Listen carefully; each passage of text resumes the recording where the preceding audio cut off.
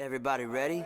Come on, let's go. The Rick Thorne Show! Let's go! The Rick Thorne Show!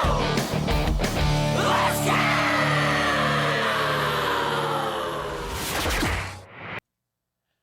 Yo, what's up? This is Rick Thorne. Welcome to the show. I'm glad you're back. I got an amazing guest this week. Good friend of mine. Very multi-talented, gifted in a lot of different ways. Thank you. The one and only beautiful and talented Rachel Starling. Thank you. That was really nice of you to say. Yeah, they pay me to say that stuff. Okay. Yeah. That's why they pay the big bucks.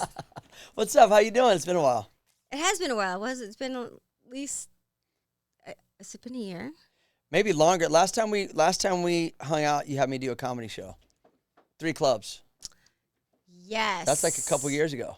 Yes, because that's when I worked with someone that. Yes, that was a long time ago. So isn't that That was a weird? long time ago. How long ago was that? You think? That was over a year.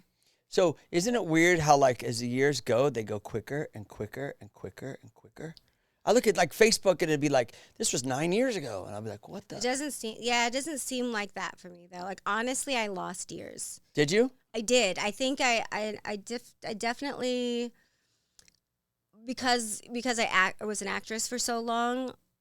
I was 26 for a really long time, like a longer amount of time than. Oh, that's what should you would always be. put on your 26. It wasn't even like I wanted to. Like I wanted to grow up. My agents were like, "No, you're 26. As long as we can squeeze it out." And you did a lot of good movies, a lot of big movies. People know about. Well, it's funny. Wedding Crashers. I did a lot of movies that I don't think would be able to be made or greenlit in today's social climate. Oh, you did because everybody's sick. There's no way. There's Like what movie? Like what movie? Wedding Crashers. No way that would be. You don't think that would be made now? No. Why not?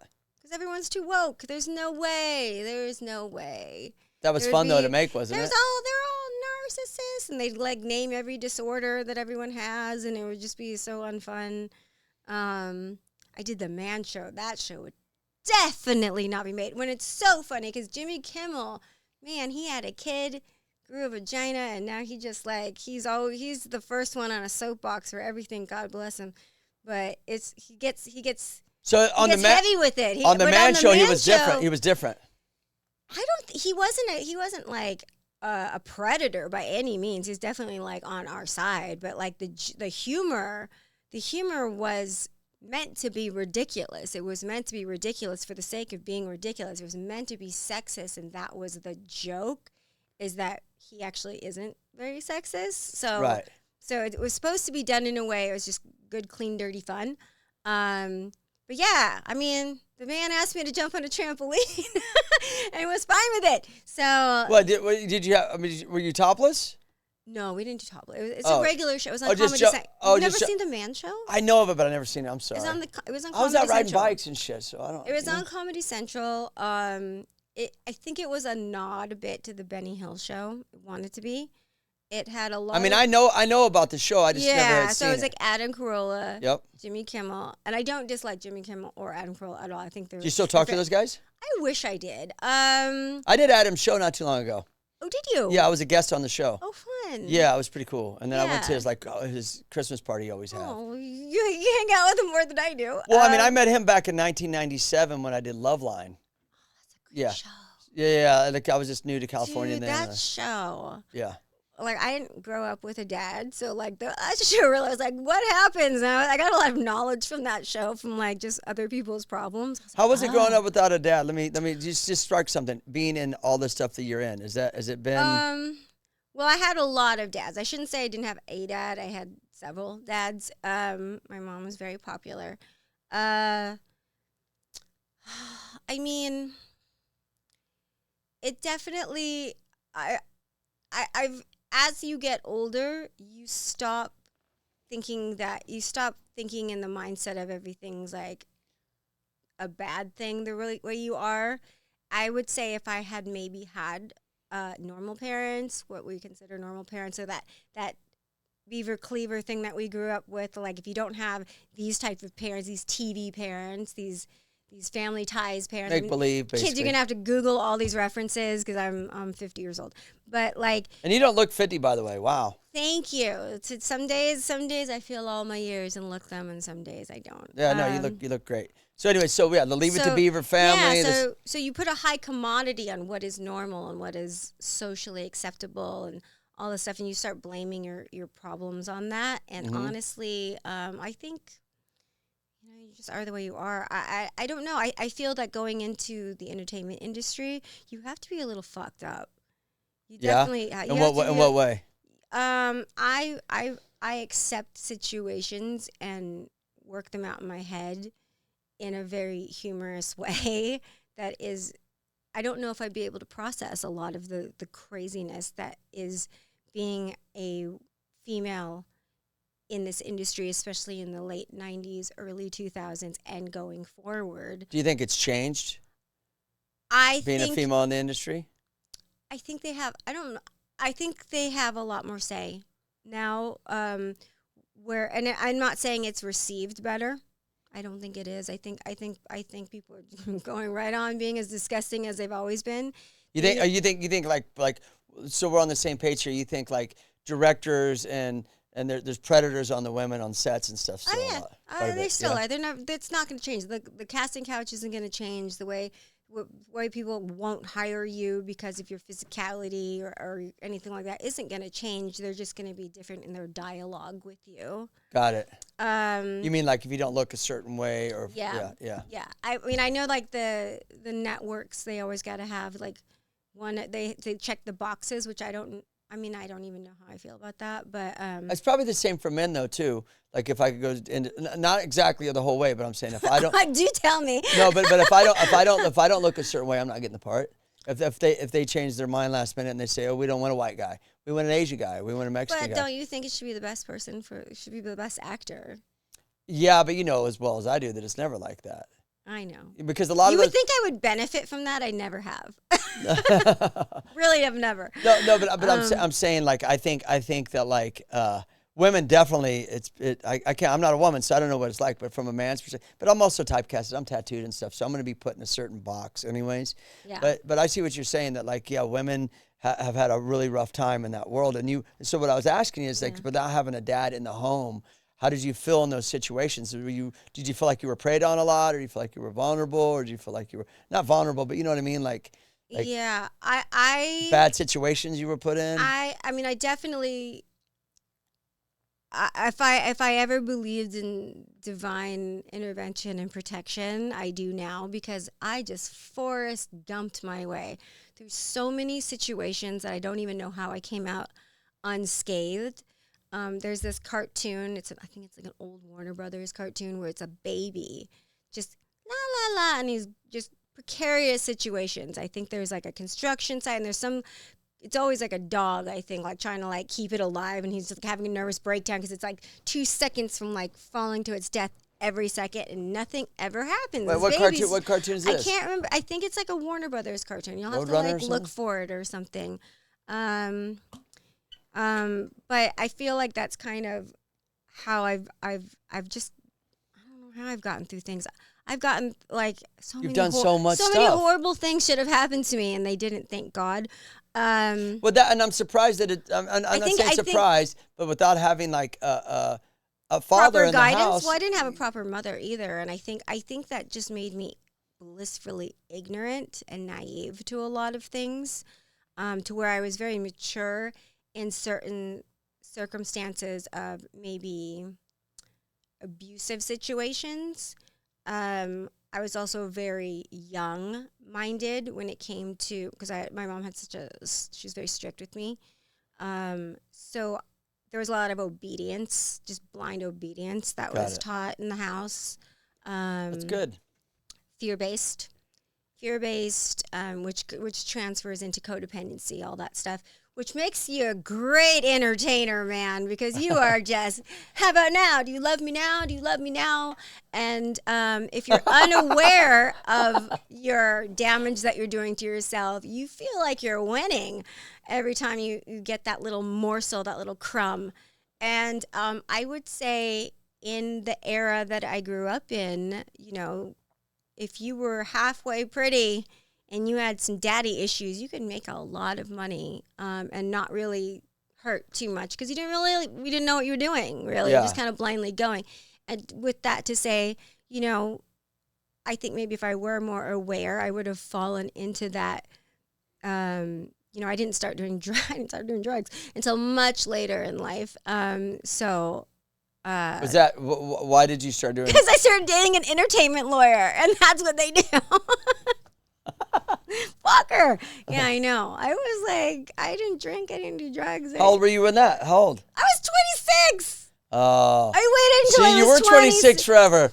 Once you got on the drug train, you were like, it felt like, whoa. No, I was doing really expensive drugs. Okay. If you're a word of advice, kids, if you're going to do drugs, make sure they're really expensive, or else you'll start looking like the crypt keeper really early. If you do really good drugs, you're good. Don't do drugs at all. Why not? You get the natural high in life. Find the natural high. But you don't know what the natural high is, though. Yeah, you do. You can find it. If you don't know what a high is at all. You do something that makes you feel good. I think there's... Like acting made you feel good. You're like, oh, you got these pieces of crumb. No, acting never made you feel good? You didn't like acting? Acting? See, here's the thing. I never was like, I'm going to go out and try to be famous. No, I was like, I need rent to pay. Yeah, what's I have that? rent. I have bills. I like nice things. It was see. just literally just a job. One job, you get another job. And it made sense for me because I don't like when I like now everyone gets like a disorder they get to claim, and it's wonderful. You just automatically get people that adjust themselves for you or oh, you're saying doctors. back then they were like you? No, you're just a weird person that couldn't do things, or you were a fuck up, or whatever. Basically, you just had to suck it up and shut up. Basically, yeah, you're just, you know what I mean. Like I spent so much time just trying to like act like I had. Oh, so you were trying to fit in. I was like, what's a norm? Because I check out even now with people. I don't think I have Asperger's. I don't know what I have, but maybe I'm just an asshole. I don't know.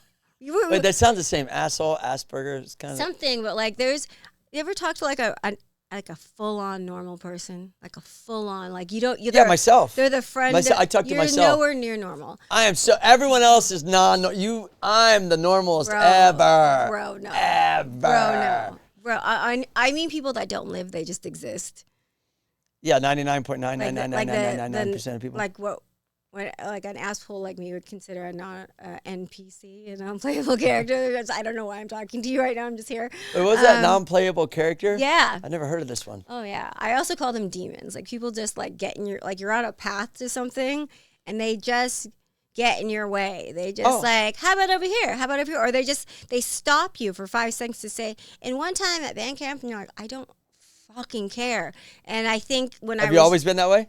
Yes. So, but back in the Even day of as a acting, you had to suck I it was up. like that as a child, and I was just told not to do that. Like I was shamed for it. Like, Is it ADD or something? I think so. I think so. But like as a kid, you were just being mean, or you were just like, you got to smack. Like don't do that. You think being a kid when kids were mean to each other back in the day, it pushed me to be better? I was mean. Were you mean? I was a mean kid. I was like, but I was raised different. I was raised to like not take anybody's crap. So for us, we were like, whatever. If you're soft, you're gonna fall. I was really celebrated as a young child, and then when I got into adolescence, it flipped, and I was, that's when everything like it went the other way with my family. Like I think my mom really wanted to wanted to break my spirits. I would get through high school not pregnant, and she succeeded. Yeah, that's a big one right there. She succeeded, man. I definitely had very low self-esteem by the time I was 12. She killed it. But as a child, I was a mean little thing, and I would walk around doing weird stuff. I was like deciding who could be my friend that day, and I just when I think about it now, I'm like, oh my god, little bitch. But kindergarten's a rough place. It's a rough place. Kindergarten's a rough spot. It's a You rough gotta pick out these colors and like all this stuff. You gotta take we a were nap. savages in kindergarten. Yeah. I was like, I don't even remember. I was like, you're not my friend today. And I would just say it was like it mattered. I think I might have peed in kindergarten on accident and taken a nap or something. Dude, do you want to hear what I did? What'd you do? It was so bad. I was actually. Would you pee? I peed on multiple people. What? Yes. Wait, hold on. I'm not into this, but I'm into this story. Wait, so you peed on You people? can't be into it because I was a child. No, I'm not into it at all. I'm just saying the fact that you're opening up about it is what I'm saying. So this is what happened. I would be shy to go to the bathroom. I would rather just like when I was really little. It's amazing that I was so arrogant because I definitely peed my pants a lot in kindergarten, and I had. Remember gifted classes when you were a kid? Like basically if you sucked in math or anything else, but you had a lot of reading comprehension or you had a big vocabulary. Oh, you're just gifted. You're smart. Yeah. You're just not being challenged enough. So you'd go off to these special classes where you read with like the first graders or something like that. So that's what I did. And it was always before lunch. And I had to pee so bad. And my eyes were watering. I had to pee so bad. And I wouldn't go. I would not ask to go to the bathroom. Why not? I don't know. I was afraid. I don't know. I was like shy about that one thing. And you would think I'd be shy about pissing my pants in front of people. That is no problem. It was going into the bathroom. I don't know. So we're in the cafeteria and we're reading. And like everyone else, so, you're sitting at the cafeteria, the benches, the lunch tables. Yeah. I'm a little kid. I was so tiny, and also I was like a year and a half younger than everyone, so I definitely should have been in preschool or something. And I remember I was like leaning on the table, and I was like trying to reading normal. Probably you think someone would notice I'm practically crying because I have to pee so bad. Underneath, I am completely curled up, like trying so hard not to pee. And because I'm so tiny, my legs are like, I'm off the bench. I'm just suspended. And I couldn't take it anymore. And because I was doing this, because I'm so tiny. Obviously, I'm just trying to like keep balance. I peed. I couldn't control it at that point, and there was such force. But you didn't pee on anybody. You just peed. No, there was such force. If you're a girl, when you hold it in, it's like the force of a boy, just piss like a racehorse. That's what we get, but you have to really hold it in for that.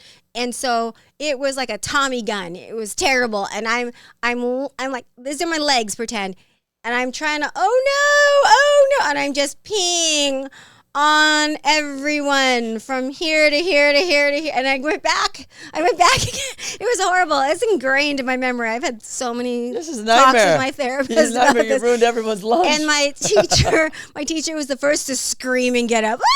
And then they all started getting up. Did this happen a lot?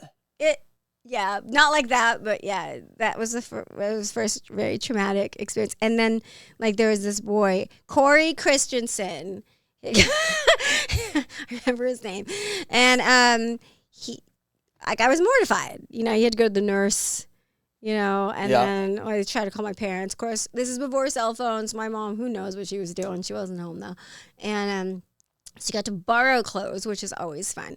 And then I didn't want to go back to class, and they're like, no, we talked to everybody. No one's gonna make fun of you. It's okay. Yeah, right. I go back to class. And I'm just mortified, obviously. And everyone's being like, you could tell they felt sorry for me, except for Corey Christensen, who stood up on his chair and declared, she pissed her pants, and laughed, which is so funny because Corey tried to go out. We went on a date in high school, and I was like, I can't do this. I still hold a grudge from when you told the whole class. Wait. So you knew him all through school, and then in high school you went out with them? Well, no, my mom suggested it would be good. I don't know why. Like, you still talk to that guy? No, I was actually trying to find him, because I think it's a funny story, and I'm writing a book, so I'm going through all my trauma, and that is definitely high on the list. And I was like, whatever happened to old Corey Christensen? Oh, so you're writing a book too? Yeah. Wow. Yeah. Well, did you just start that? I've been trying to do it for a decade. I don't know. It's a really hard thing. I don't know how we It's actually why I started doing stand-up comedy. Yeah. Okay. For the authenticity of you have to love all of it. You got to love all of it, and I think you can't love all of it probably until you reach the age. How old are you? 55. You're 55. Okay, so yeah. I just turned 50. Mm-hmm. So I think there's a certain comfortableness that you get I don't know what the difference is You between might say 49 from comedy? and 50. For comedy? Just life. I think you just drop into things a little bit more when you're older. Got it. And so all of like the long story of what I was trying to say earlier, and then I went crazy, is that when you're younger, I think you really blame a lot of circumstance for your circumstance. You really don't own any part of it. It's always your parents or they did this, so then I had to do this. Yeah. And you know what I mean? That coulda, shoulda, woulda. You really I live tell in my that. kids. I tell my kids all the time too. I'm like, yo, don't be blaming me your whole life. You've had a good life.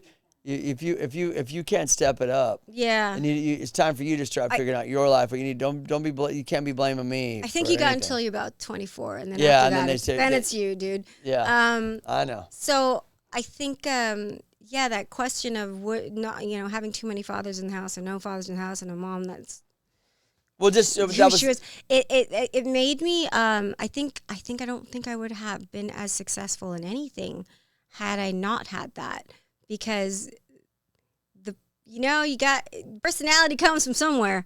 So it really was,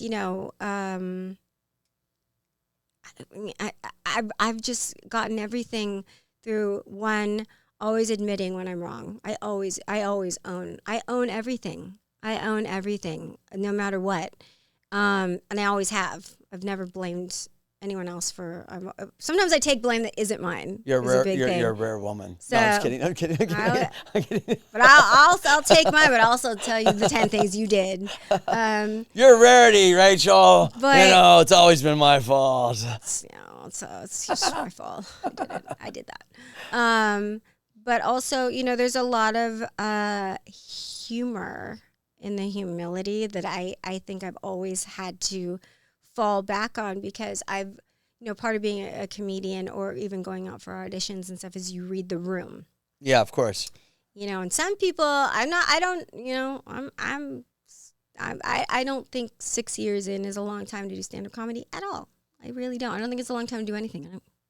Is that how long you've been doing comedy? Yeah. Yeah. Not very long. In my opinion, not very long. But I have had some success with it, and people like me. And I think it is because I have a lot of humility, and I do read a room, and that comes from me being a child, and I have to walk in my house, and I'm like, what am I getting today? I don't know what personality my mom has today, and what's going to set her off, and pretty much something. There is not one day that I didn't. Oh, so you're saying you adapt to a situation? Quickly, literally adapt or die. So, and I just kept it. It's just it's a coping mechanism that I just, it's funny that we think coping mechanisms are our personality, and we don't realize until we're older that they're coping mechanisms and that you can change them whenever you want. Yeah, whenever you want. Yeah. But you don't realize that. But reading the room with comedy though, yeah, you don't realize it. It's true. I did a show the other night, and I was like, I want to say these jokes, and I looked at the crowd, and I was like, I can't say those jokes. Like I can, but I'm You like, can. I gotta. Maybe I you gotta- can. Maybe you gotta adjust how you say them. Adjust them. That's what I was Yeah. going to say. Yeah, because you do read the room, but at the same time, you are who you are. The jokes you're going to say and the character that you are on stage. Yeah. I mean, that's kind of how we met. Was through, even though I knew you, who you were, was through comedy. That's Definitely through comedy. Yeah, yeah. it's through comedy. And who do we knew Aaron. Oh, Aaron. That's right, Aaron Nardi. That's who it was. Yep. I'm like, how do I know you? Because I know there was the BMX connection. Not that I did BMX, but I had the skateboard. Yep. And so. But you were there's kind a of in the bit world a- through all the music. Didn't you do a grip of music I videos did a lot. too? Yes, I did a lot of music Like videos. a big ones, like Dre and Limp Bizkit, Yeah. George Michael. Yeah. What'd you do in George Michael video? It's so funny because everyone thinks of the big, like the Faith video. I'm like, I'm not that old. I'm old, but I'm not that old. I was a child when that came out. No, he did it was called Freak, and he did this. It was like I guess a comeback type thing, and it was very sexual. It was a very long video. It's a very Got it. long video. It was filmed at Universal. The hours were intense. Did you do? That's crazy. Did you do music videos before acting? Yes. And then that led into the, because you did modeling before the music videos. Here's how But you seem like you model all the time, right? Once you kind of become a model. Here's how the whole lineup goes. It went stripper. It went. Wait. You were a stripper? Oh, there's a good story for that one too. Wait, what year was that? Okay, so I graduated. Why didn't I meet you then? Why did I meet you then? Why did I meet you in comedy? What's going on here? I missed the boat. I missed the boat. I don't know. I would have taken. How long were you a stripper? Oh God. You make more money doing that than acting. Too long, I think. I think I did it a couple years too long. I want to say 6 years, probably. Maybe 6 years.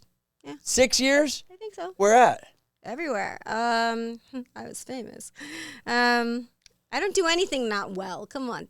Yeah, so crazy. I never knew that. Here's how it started. Here's how it all started. What, the stripping? This is a good story. It's a good story.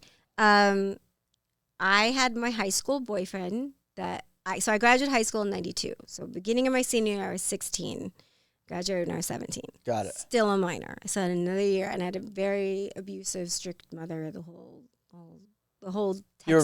textbook. You were ready to get out of the house. Yeah, she was like, "You're not leaving this house." I'm like, ugh. So he went to Santa Barbara. I ran away from home. I went up to Santa Barbara, and there was a strip club that had just opened. At the time, it was called the 101 Cafe because it was a 101 Cafe. It was off the 101, and it had a grandfather clause where they could have nudity from back in who knows when days, and so they converted it into a strip club. And it was in the news. It was all like the town. I was like, oh my God, Wow. I don't know if you've seen the Best Little Whorehouse in Texas. Like, Texas has a whorehouse in it. It's kind of that vibe. And like I remember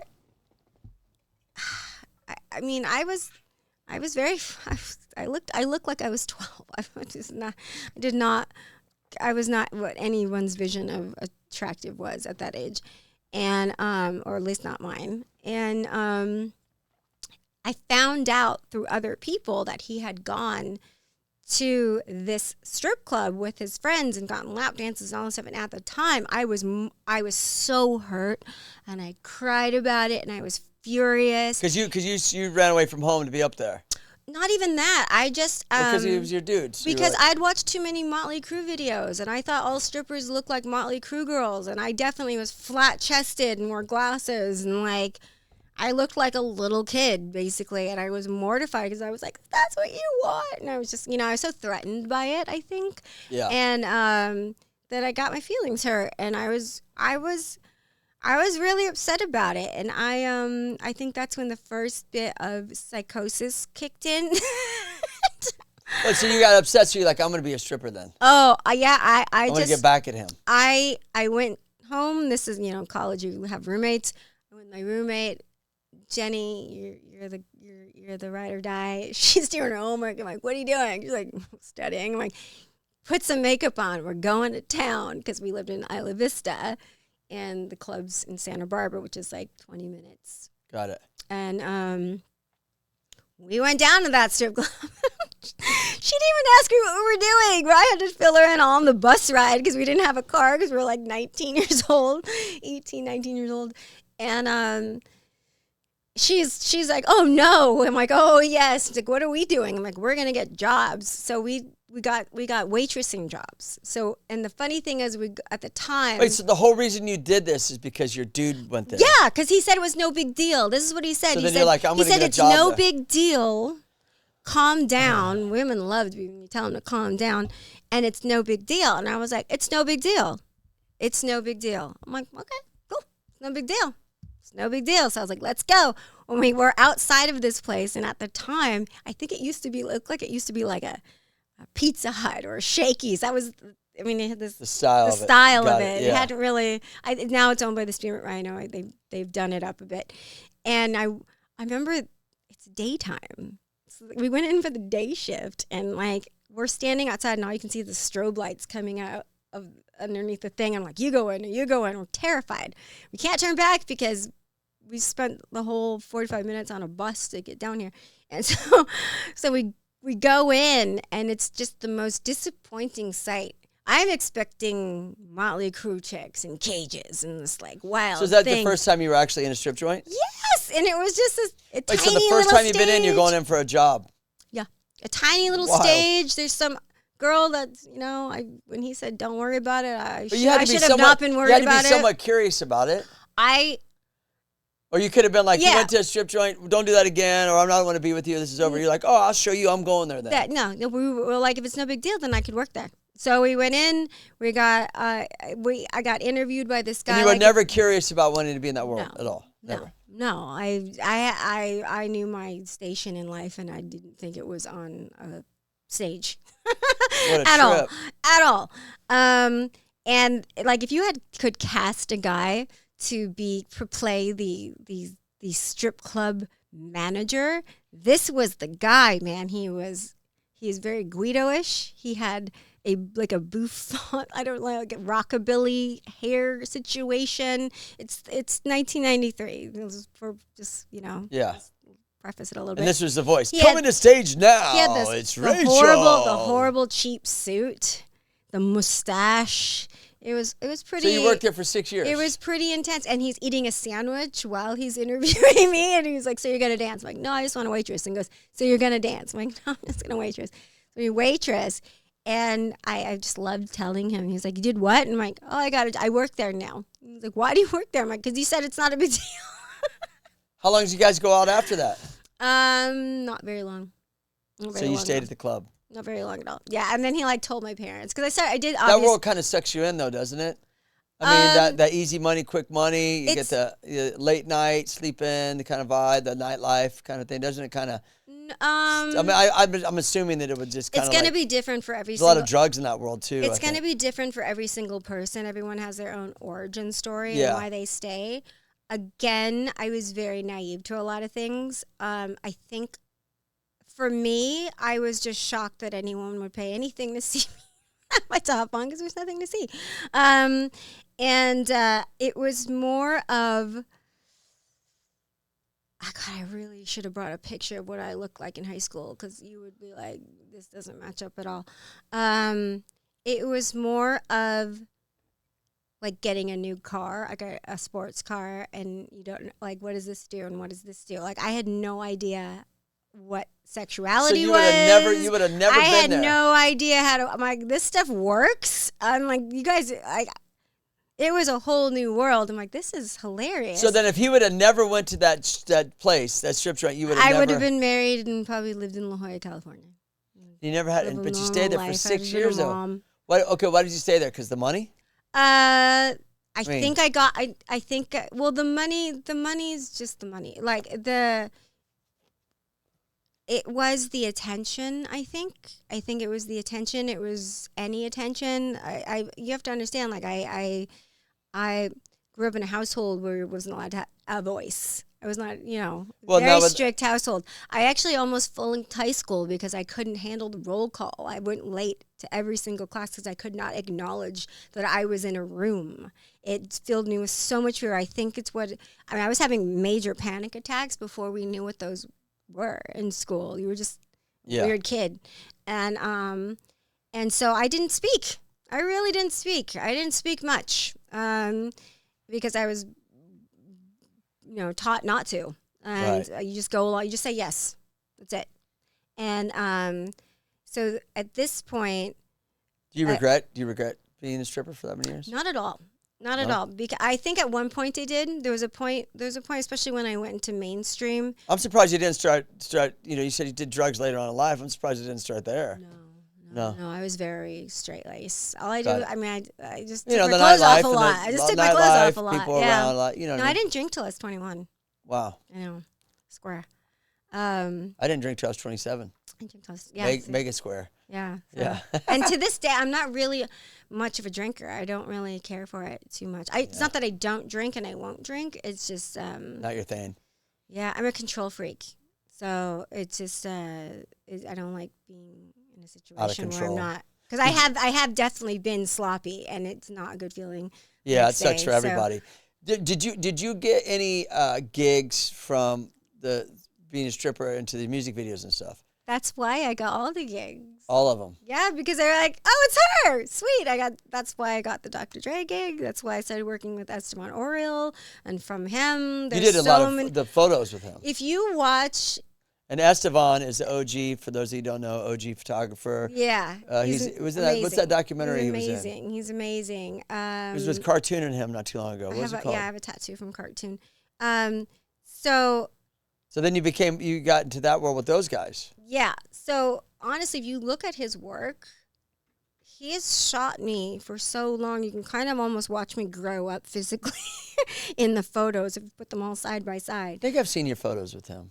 So, yeah, I mean, he's such a prominent figure in my life. Like, he's definitely like such a big, almost. I mean, I'm not that he's much older than I am or anything, but very fatherly. Yeah. To me. Yeah, that's cool. Yeah, he's a cool dude. Yeah, I did a photo shoot with him as well. So yeah, he's great, Yeah. and that's all. But I wasn't stripping. Yeah, you weren't stripping. No. So I mean, that's all from this character that I invented, this alter ego that is much more upfront with people, much more badass with people, much more like with people. I think I carried it on to when I started doing mainstream, because I was honestly terrified that I lived for a very long time with someone at any point going, why are you even here? And that's it. Like, you don't belong here. Because I was, from a very young age, it was always like I had to earn everything. Just the basic things earn everything. So do you think that to comment on that, do you think that the reason why you do a lot of the things you do is for the entertainment aspect, of like the movies, the music videos, the photo shoots? These are all like things, comedy, attention, you're on stage, that attention that maybe you wanted to feel like you wanted to express yourself and have that you didn't have as a kid? Absolutely. Yeah. It's basically like I'm here. I exist. Right. You know what I mean? Like I was, when my high school yearbook is literally, I wish I would have known you more. I wish I got to know you better, because I was so unbelievably shy. With the people I was very close friends with, the normal kid, but with other people, I would just like die inside. If someone even addressed me, I'm like, oh, I'm going to have to speak. I just couldn't do it. It was too much. It's too much. I could not do it. I would just I wanted to disintegrate. So then if you grew up that way and you never been, I'm going to go back to strip thing here. And you grew up that way. You'll get over being shy real quick. And then you never were that way, and you get on stage and you're taking off all of your clothes. It's bizarre. That's like something that would be the last thing you would want to do. You would think. Yeah. It's nothing hurts when you're on stage, I guess. I take my clothes off at this. No, I'm kidding. Kind of I'm do. kidding. I wouldn't. I mean, do to do stand-up comedy, you're definitely. Oh yeah. I mean, comedy. you're definitely. You're standing on stage so someone can throw fruit at you. I mean, not physically, but they're judging you. They're judging you from the second you got on stage. Yeah. We sign up for that, and I don't know why we do it, because it's not a good feeling. Yeah, but it's awesome to have the power and control of the stage when you do comedy. That don't let anybody take your power. That this is who I am. This is what I'm about. And not everybody's going to be. What I learned with comedy, for just side note real quick, is silence is okay. Oh, yeah. Course. Not everything's going to be like, Not everybody's going to agree with everything. Yeah. But if you're empowered with who you are and what you're about and believe in yourself, you're going to smash it. But it took me a while to learn that, because I'd always be with the bike, with my helmet, my pads, and then in a band, you're kind of like, even though you're singing, you have the band, and you know as well as I do, and you've been through all these as well. Comedy is just you. There's nothing else to hide behind. It's like 100% you. But you might have had that already when you. Yeah, I mean, I never had that. I got over a lot of things dancing, and then when I went a little further, I did glamour modeling, which is a nice word for posing naked. And you did Playboy and stuff too? I think my first dig up the photos, Jeff. Don't Jeff, dig Google, up the photos. Google, You're gonna find things you don't want to see. I don't want to see all this. The first publication first thing I ever did was a Playboy, and then after that, I went in for my bunny pictorial. So then you used to go to the Playboy Mansion and all that. Oh yeah. You guys would get you get all your supplies for free and stuff there. What do you mean? Like toothpaste and toilet paper and all that stuff? No? No. Who does that? I always heard that if you went there, you could stock up on supplies and stuff like that. I mean, I guess if you were poor, you could do that, but I already had money when I was going. Yeah, I don't know. Maybe I don't know. I don't know what I'm talking about. I don't know. No, I used to date a girl that she's like, I'm going to the mansion for a brunch. I go, can I go? She no dudes allowed. Oh no. Like, whoa, wait. Well, hold up. No, I would say that's, gosh, I'm so many tangents and going on. This is the problem I have with writing too. I'm like, I'm writing 5 books at once. No, you're good. But you've done a lot of stuff. You've been in a lot of like. I always have a problem with girls that are in their, especially the early 20s. Why? And they live their life for their boyfriend, and they want to take him everywhere.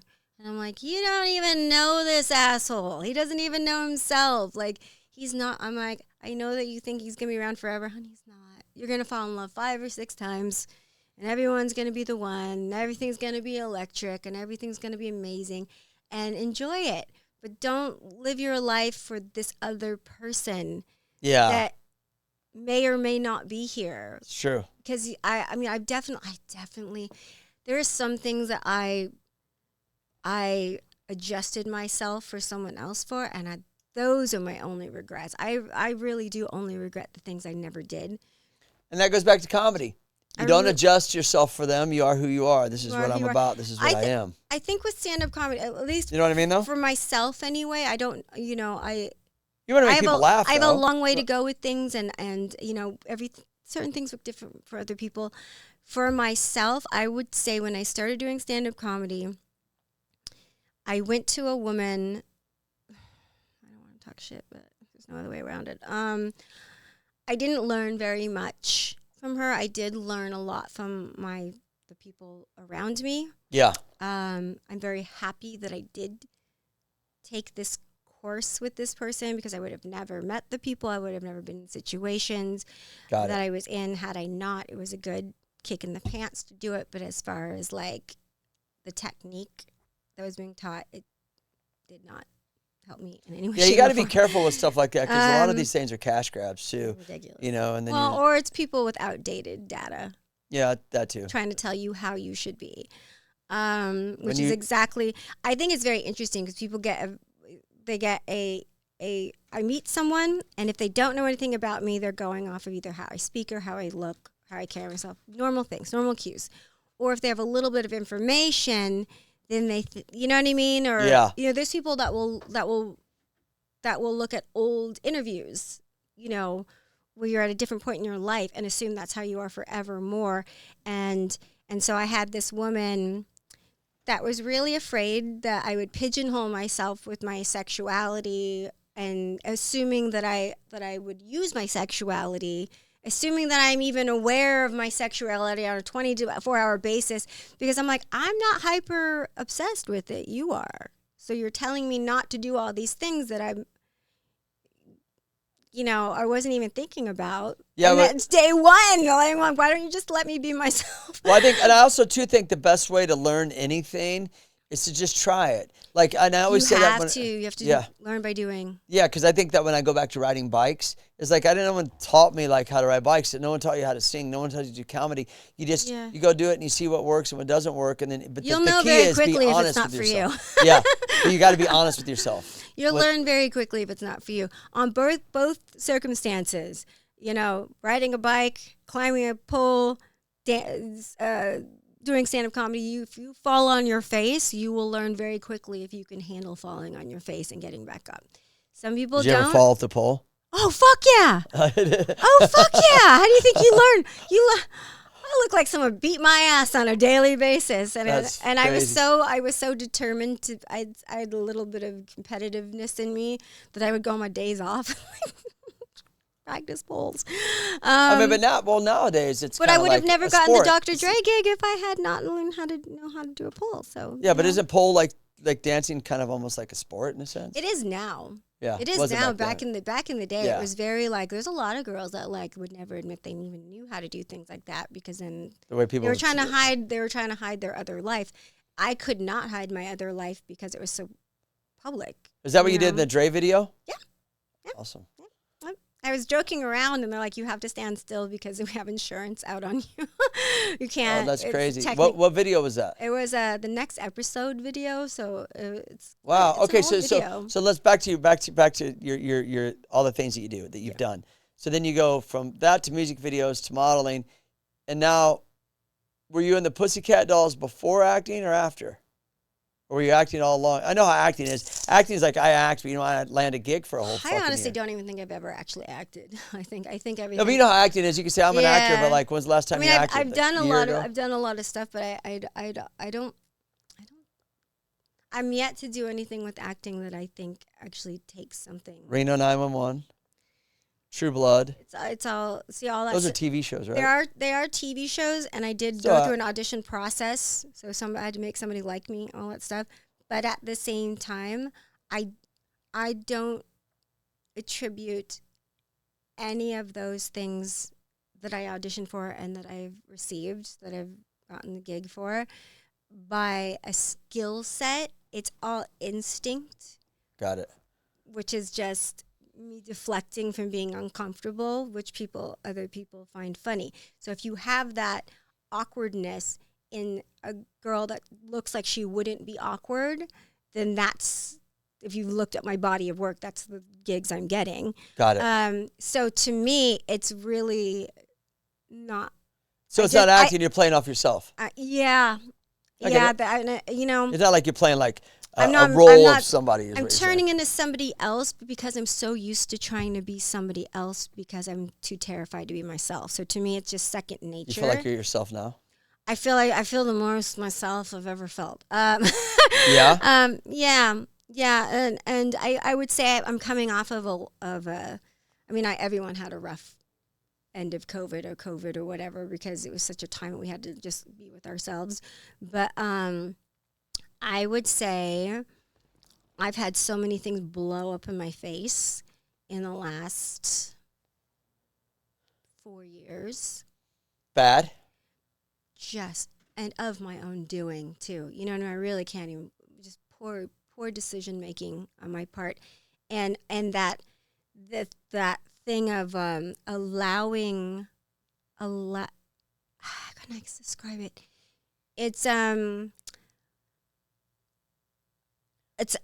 I seem to gravitate toward people and that dangle a carrot, if you will, of a situation. It's not that I'm never that person like I want the easy way out, but I really buy someone's spiel. They'll tell me it's gonna be this and it's gonna be you're gullible. great.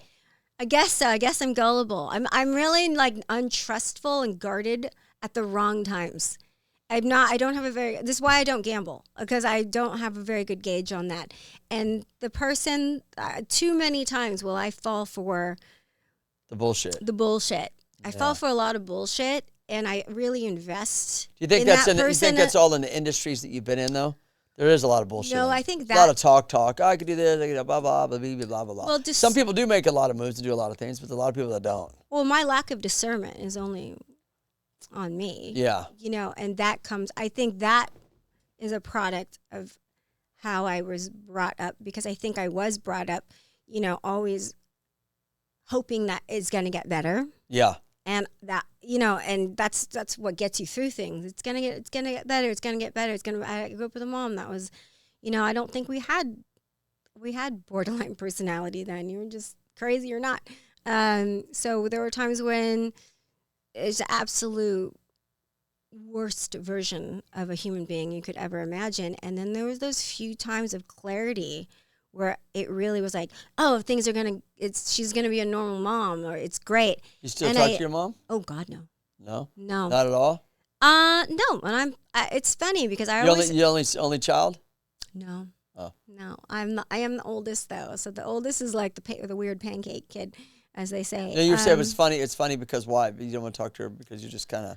Well, because I've gone through phases. Everyone always just thinks it's just this cold thing to cut off a family member. And again, I'm 50 years old. I've gone through every phase where I've tried to make things work with this person. And I have done and I've done so much work on myself. Yeah. On, you know, thinking of situations and how I've treated people, and I've been the villain in a lot of people's stories, and why that happened, and forgiving myself for things and forgiving other people for things. And there's some things that you can have empathy for why someone is the way they are, and understanding, and you can take that and you can go, okay, and you can put it on a shelf. You do not have to forgive and forget. You don't have to do any of that. You can just go, you can just disengage. Yeah. Because I recently was told I have a savior complex as well. Like I try to fix people.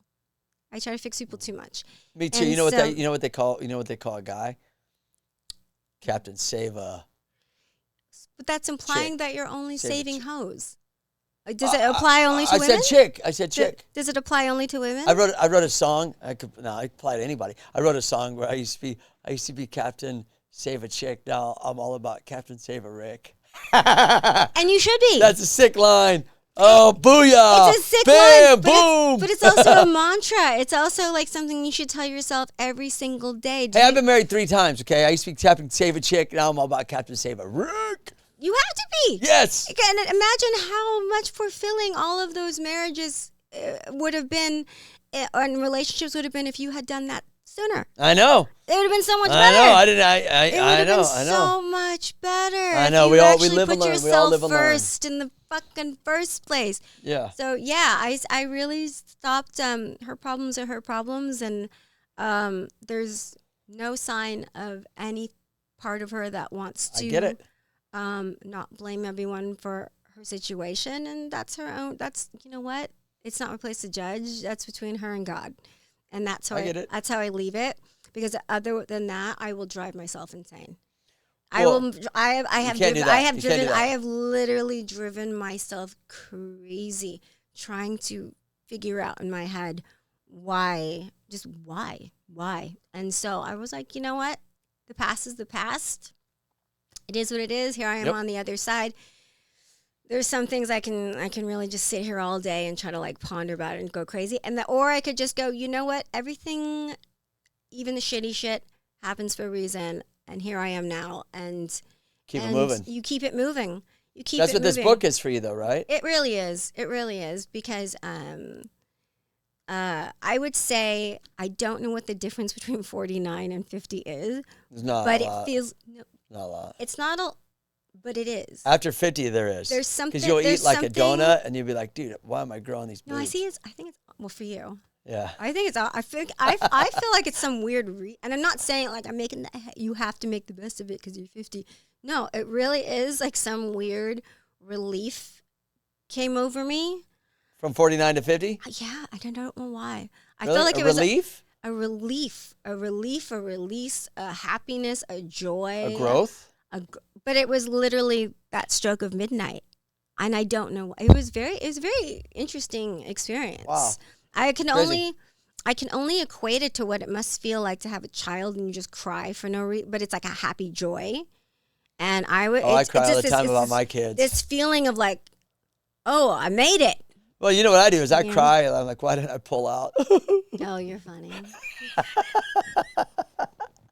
Oh, wait, my son made fun of me when I laugh. I go, ha, ha, ha, ha, back, because why put Well, your as head long as back? you don't start doing this. Oh, anyways. So But- what's next for you? You've done movies, TV shows, music videos. I didn't know that you were a professional dancer. Yeah. But you were a Pussycat Dolls for a while. You did that as well, right? Yeah. I've done every gamut, and you can. Are you And- still like? You're gonna like shut up, Rick? I don't know anything about this, but are you like once a Pussycat Doll, always Pussycat Doll? kind of Yes, thing? that's how it works. Yeah, that's how it works. That's Robin has the creative.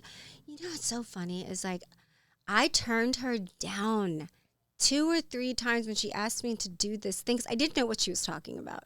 Got it. Because there's a guy named McG, he's a director. He's very well off director and does good work. So I had done a lot of Sugar Ray videos for him and a lot of music videos in general for him. Yeah, you did so many music videos. Yeah, Blown away. so, and I think he's great. But you were cool. Hold this thought. You were cool though to go from music videos to movies because some of those girls that do music videos never go out of the music videos. Well, I will Do you know say what I mean? yes, and that They goes kind of stay in that world. and that also goes back to just the dancing in general. Got it. In that era, we didn't have Cardi B's. We didn't have this like mindset that you can do anything you want to do. You really were. It was a good thing and a bad thing. One, you could go and do some weird shit, and then you could go live a whole different life, and no one ever talked about it. You could change your name, the whole thing. The internet ruined it. No, well, I didn't know what the internet was. I was on that cusp, you guys. Like, it was really, that scene from like Tom and Pammy, that thing with like, what's the internet? I don't know. And they're like, you go to the cafe and you don't know how it works. It's just this mysterious. It was a very triggering scene for me because I was like, yes, that's what it was. You didn't know. I didn't know that there was. I remember someone goes, I made a website of you. I'm like, what? What's a website? I had no idea what it was. Oh yeah, none of us did. I had no clue. It's like, and they showed it to me, and it's just all the pictures that because to me, I was like, if a pervert wants to buy this magazine for the glamour shots, that's the pervert's thing. That's not my thing. That's right. I forgot you did Playboy too. Did you do Hustler too? Or is that like a war? No, I turned down Hustler because at the time they wanted some really wild. They were like next level. They wanted some wild stuff. Yeah. They wanted some wild stuff, and I wasn't like prepared to do that. No, but like they were definitely in the penthouse Hustler genre, the glamour shots. But I did a lot of Playboy as well. And wow, so many things you've done. It's crazy. So many things. But like I always thought it was like someone's dad or whatever has a magazine under the bed or whatever. I didn't know that. I thought these. No, they were kids. I thought you had to buy I thought you had to buy these magazines. We had to hide them in the woods under like a log. And to see these things, I didn't understand the internet meant. The photos I was taking were going to be around until the end of time, shot into outer space, starting intergalactic wars. I had no idea. And when I found that out, you don't understand. Like, were you bummed? I was beside myself going, why did we do this? Why did we do this? Because, we were always threatened with it's going on your permanent record. As a kid, like, this is going on our permanent record. Now it's going online. You're like, dude. So it was really, wow, it was really not a good day for me when I figured out what the internet was, and there I was in all my glory. So did you just stop that then? No, because I was under contract. I had contracts. I toured. I got an insane amount of money for showing up for 20 minutes somewhere. Wow. Yeah, and I did get out of my contracts abruptly. I remember that. I know it was a very expensive day for me. I was at that time. Oh, to get out of the contracts, you had to pay for it to get out. Yeah. Or you lost the money. Yeah, I got sued for breach of contract and things like that. From Playboy? No, not from Playboy. Never from Playboy. Oh, Playboy it's a one-off with them. Yeah. For me. For other things, I definitely signed contracts that were 1 to 2 years, 3 years, things like that. The commitments that were to be made. Always read the fine line. Well, I wasn't thinking. I was literally just like, I lived in a world of yes, and I really wasn't very aware. I didn't take agency over myself at all. All I knew was I went from, I don't know how I'm going to live to having anything I want because I can pay for it myself. And it's a weird thing because I didn't, like, the girls from Playboy really gave me a hard time when I did the Wedding Crashers thing and I did a celebrity pictorial. I was supposed to have the cover. They were jealous. I was supposed to have the cover. And there was a big to-do because I had done these other layouts and danced. And it was known that I did this. I traveled. I made an insane amount of money. I had a whole different life. And they were like, no, because in the rules, you have to be the girl next door. You can't have done all this stuff. And there were rules in place. And so I remember I got hired out of Chicago. Oh, they were trying to rat you out. Oh, they totally ratted me. Yeah, and the thing is, Hef already knew all this. I'd met the man many times. Like, he already knew all, like, he was like, I know. I know. I'm the one who said she couldn't be a playmate back in the day because she'd already done this. We've already had this discussion with her. But I was coming in as a celebrity, which is wildly different. These girls didn't understand that. But still, they felt it wasn't fair that I had the cover, which I really didn't give a shit. the reason when I did the bigger pictorial for Playboy, they didn't contact me. They contacted my manager. I managed them, worked something out. I got a ticket. I went to this thing. We did a week-long shoot for the thing. I was interviewed later. And so when that was from the Chicago office.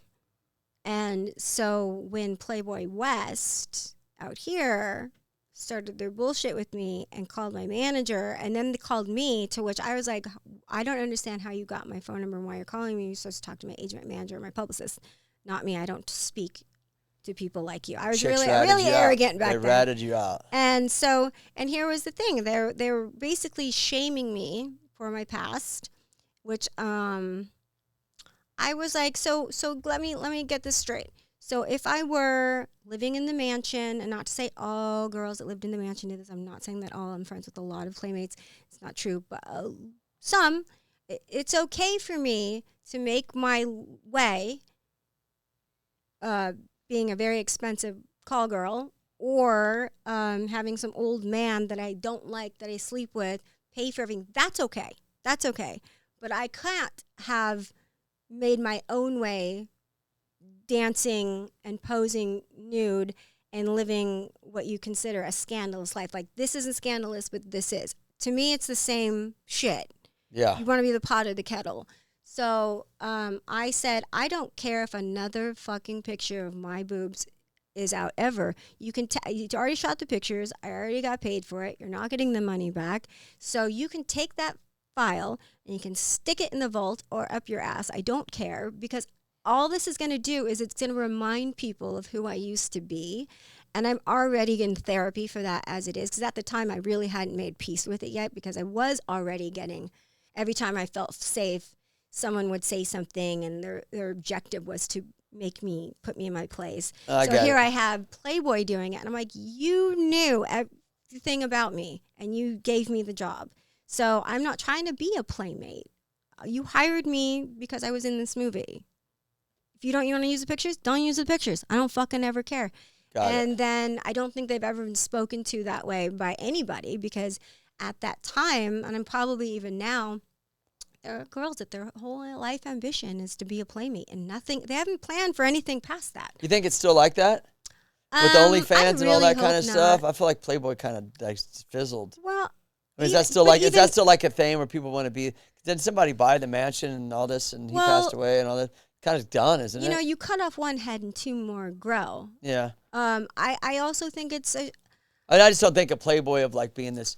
I mean, maybe I'm wrong. I don't know. I don't follow it, but I just feel like people just do their own thing now. They don't need to rely on somebody to give them approval to do it. They just kind of go do it because the internet allows that. You know what I mean? I think now it doesn't matter. Yeah, you're right. Yeah, nowadays it's just like, why would I go there when I could own all the money myself? Why give it to you? Yeah, but I think the mentality of the people that do it is the same. It's either some weird status thing because you didn't get enough attention as a kid, or you're not thinking of your future. Well, I'm just saying, magazines in general. Someday I'm not going to want to live a normal life. Yeah. But magazines are dead. They really are. I mean, let's just be honest. But what I'm arguing that the mentality of not having any mentality of your future. Oh, I see what you're saying. Yeah, you know what I'm saying? Yeah. There is a time, I'm all for like do what you want to do and stuff like that. But speaking from experience, and I didn't even do anything that it could have been way worse.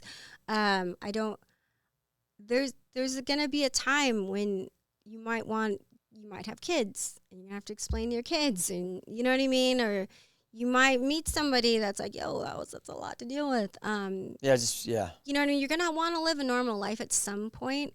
So, maybe like it's kind of unfortunate that the gas pedal has got some nitrous in it now, because before you could just take a few pictures and maybe, what you're saying is now it's like there for, it's a little wild now, and people are very cavalier with their soul. The attention. I haven't really decided how I feel, because on one hand, do what you do, and it's, women's lib and all that stuff. And on the other hand, it's just like, oh, honey, you know what I mean? It's like, it's a weird thing. I get it. You only have sons, you don't have a daughter? I have a daughter. Yeah. Okay. I already So- know. I raised her though. She doesn't. So on one hand, it's like no, she starts an OnlyFans. She's gonna, no, it ain't no, gonna happen. but you would still love her no matter what. Yeah, but I raised her unconditionally. in a way where she doesn't need to do that Exactly. because I'm there. That's what I'm trying to say. Exactly. Like she knows So that. Yeah. So I think at a point when you're older, or maybe you're not older, but something happens and you have a little. I always joke that it's very hard to make money in this town if you have any self-esteem or self-respect. Very hard to earn a dollar. So once you do kind of drop into that and you're like, oh shit, I'm better than that. And it's not putting it down anybody, because I think I lived in that world too, where I was like, who am I to judge anybody? You know, if I say I'm better than this, or I could do better than this. I really thought that my only purpose in life and talent, if I had any, I really thought that was all I was only good for. And that belief was fed and nurtured, you know, and that happened when I was even younger. You know, I would say I was groomed from a very young age to only be like, as you're only worth how pretty you are. Yeah. So No, yeah, and then we all know that that's not the case. It's really a mind fuck. It is. It's a mind So, fuck. so we're gonna close things up right now. And Did we get to a point? We just went around a lot of things. Actually, no, we did get to a point because I before we get out of here, what do you have coming up? You got your book you're working on. You're doing your comedy. You singing. Yeah, I got a book. I'm working on a book. Where you producing your own shows? You still doing that? Yeah, it's a thankless Because I want job. people to follow you. First off, can you give everyone your Instagram and all that? You can follow me at R Sterling Comedy. My website is rachelsterling.rocks because someone bought my .com and you guys suck. Yeah, So people can follow you to see what you got coming up. I have a and when it lot of comes to stuff your coming show. up. So I have it's like a lounge act. So what it is, it's primarily comedy. It's burlesque and comedy, but not in the burlesque of like it's very little burlesque. So oh God, it's so hard to explain things. I think So it this sounds is like where to me the like you're ADHD comes in. combining all the things that you've done into a show. I want to say it's like it's a lounge act. It's a lounge act for better words. It's something that I find So you fun. do comedy, sing, a mild burlesque show, that kind of thing? Yeah. What's it called? Just Rachel Sterling? We're still working on a name. It was Slay for Christmas. Got it. Do you remember I did that Christmas show? Did you come to it? I don't think I I did. sang. Oh, no, I was going. You invited me, but I couldn't make it. I sang. And so this year I did the same thing, but I didn't produce it this year. I went with, there's a sultry, sweet burlesque, and she invited me to come and I sang Santa Baby. And then I did the quickest burlesque you've ever seen, because it's been quite a number of years since I have taken anything off in front of people. So I was like, ah! Cool, man. So I was like, you know what? It was one of those things that scared me shitless a little bit, and I was like, oh, I haven't been scared shitless in a while. I should do more things that scare me shitless while I can still do things that scare me shitless. So I've decided that I liked the idea of a band, so we'll have a band. I will sing some burlesque jazzy tunes, one or two. And then There do will be stand-up. burlesque. Well, I think the stand-up will come in the form of just saying a minute or two in Got it, between in some between. stuff. Yeah. And then the idea is to have stand-up acts that people know, versus, you know, everyone thinks that you want to have a bunch of girls. I'm like, no, I'm not going guys or girls. I want people. I want asses and seats. Yeah, I get it. At the yeah, end yeah, of the day. Yeah. It's not. I don't care about being cool. I want asses and seats, because it costs money to make anything. I get it. And then I'll probably have another girl do the more salacious burlesque, because Awesome. I'm not saying I can't do it, but yeah. Okay, anyone out there, follow Rachel, follow her website, her Instagram. We got so much going on. Be looking out for her book. Yeah. I'm so stoked you stopped by. You opened up. I didn't know these things about you. That's what this is There's about. so much stuff in there. Yeah, but you've had an interesting life, and so I think you're going to keep doing rad stuff. Thank you. So thanks for stopping by, and everyone out there, subscribe, and thanks for watching, and I appreciate you. Stay rad. Everybody ready? Come on, let's go.